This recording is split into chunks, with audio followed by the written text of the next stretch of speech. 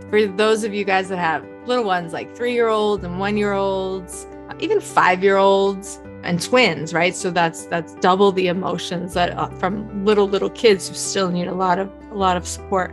But those of you guys that are having challenges with your little kids, I want to kind of bust a myth that seems pervasive. Even though we know that we need to be there for little kids and they need us to set boundaries, there's still this idea that once children know better, like once we set a limit once and we tell them, no, don't touch, or, you can't have that, or whatever it is, that they should be able to consistently and then repeatedly show that behavior.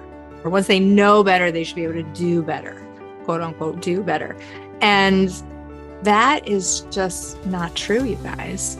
The capacity for self-regulation is something that develops over the span of childhood. It spans all the way through the entire childhood into early adulthood.